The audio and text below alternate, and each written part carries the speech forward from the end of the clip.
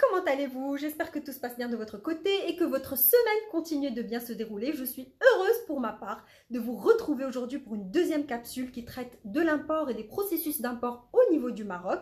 Plusieurs d'entre vous l'attendaient avec impatience et vous m'envoyez ravi.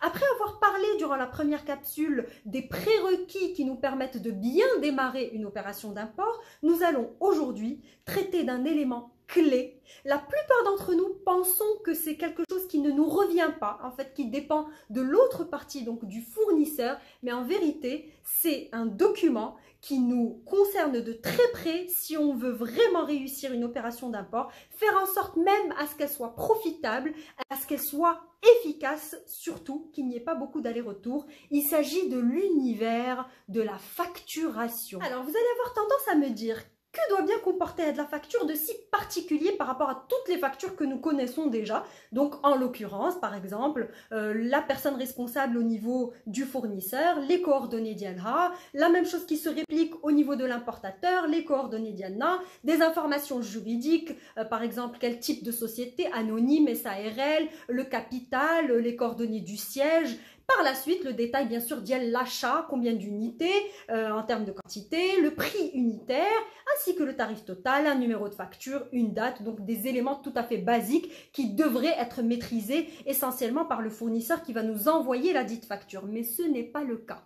Détrompez-vous, plusieurs fournisseurs ne sont pas au courant des normes et de ce qui se fait, en tout cas au niveau de chez nous, et donc ils peuvent se gourer et vous induire en erreur à plusieurs niveaux. Donc soyez vigilants au niveau de la facturation. Je vais vous dire exactement ce qu'il vous faut.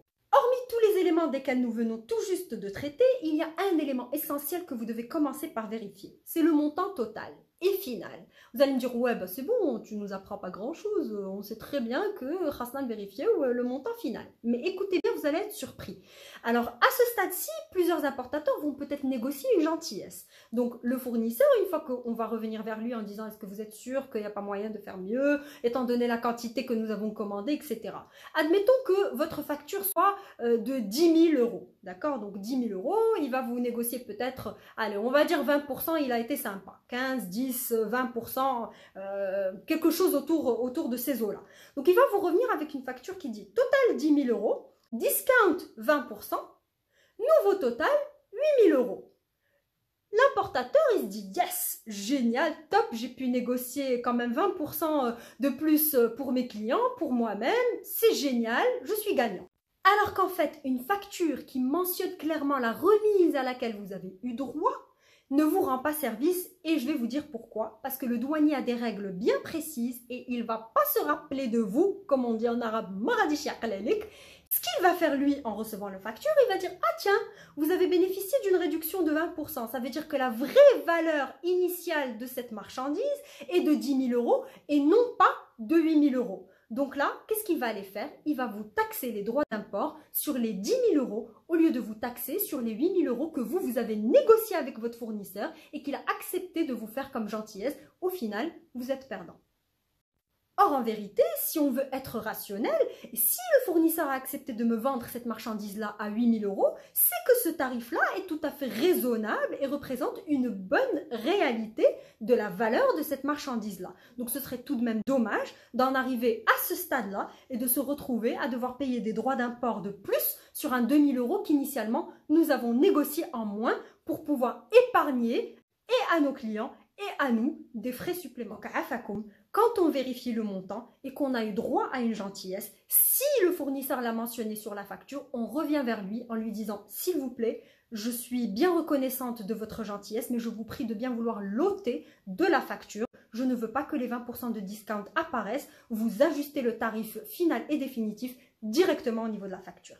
Deuxième élément qu'il faut absolument que vous vérifiez. Il faut vous assurer que le fournisseur a mentionné le bon incoterm sur la facture. Et attention, plusieurs fournisseurs ne s'y connaissent pas tellement en incoterm. Ils vont mentionner un incoterm comme ça au pif et au final ce ne sera pas le bon.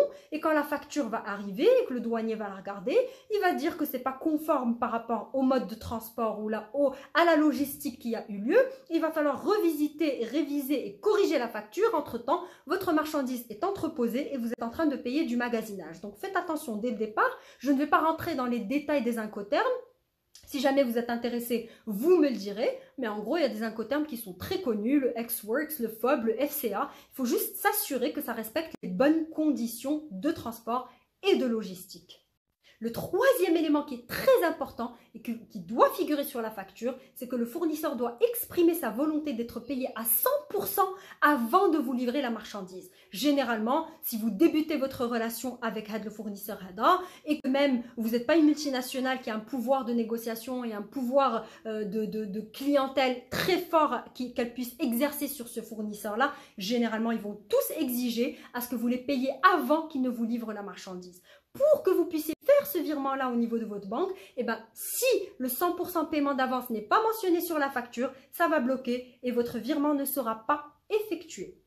Le quatrième élément, qui dit que le fournisseur veut être payé par virement bancaire, dit qu'il doit mentionner aussi ses coordonnées bancaires directement sur la facture.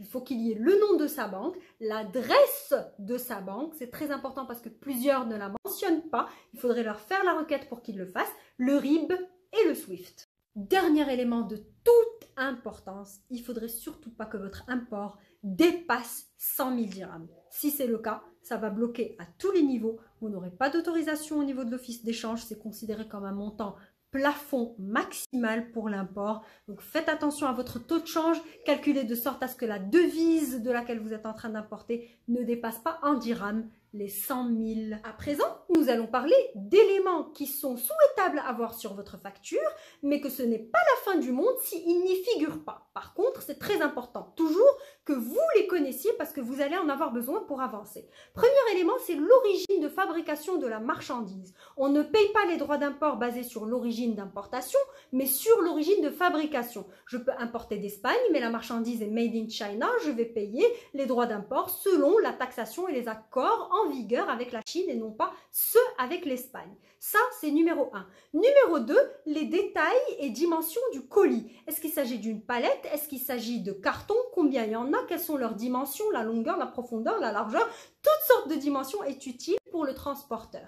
Et troisième élément, c'est la nomenclature douanière. Et ne vous fiez pas uniquement à ce que le fournisseur vous communique, parce que s'il se trompe, et ça arrive très souvent, vous allez devoir payer une pénalité si c'est faux. Et maintenant, il est temps que je vous parle d'où j'en suis moi dans mon processus d'import de maillot queue de sirène que plusieurs d'entre vous attendent avec impatience. J'attendais donc une réponse après avoir envoyé un premier email à mon fournisseur avec plusieurs éléments que je lui avais déjà mentionnés. Effectivement, j'ai la chance d'avoir eu un fournisseur qui est très réactif, qui m'a répondu quasi du tac au tac, avec la confirmation de la disponibilité de la marchandise, mais malheureusement avec plusieurs éléments manquants au niveau de la facture. Et c'est là où vous allez avoir une valeur ajoutée pour gagner du temps, pour pouvoir tout de suite repérer les éléments qui manquent et ajuster le tir avec votre fournisseur. Pour mon cas, il s'était trompé dans l'incoterm. J'ai dû faire ma propre recherche et le lui corriger. Il s'était aussi trompé dans la nomenclature douanière et ça c'est très très grave à notre niveau ici aux douanes au Maroc. J'ai donc été sur un site web qui s'appelle Adil Tarification Douanière. C'est une expertise que vous allez développer avec le temps que de faire la recherche et de pouvoir tomber sur la bonne nomenclature douanière. Surtout que chaque article a sa propre nomenclature douanière. Dans mon cas, nous avons les maillots qui ont une nomenclature douanière et nous avons les monopalmes qui ont une autre nomenclature douanière. Il ne faut donc pas passer à côté, s'assurer que nous avons indiqué les bons codes. Autre chose qu'il avait oublié, c'était de mentionner qu'il voulait être payé 100% à l'avance. J'espère que cette capsule vous a été utile et je vous donne rendez-vous à notre prochaine capsule pour discuter encore plus des défis et des challenges de l'import au Maroc. Casa n'aura jamais été aussi fun.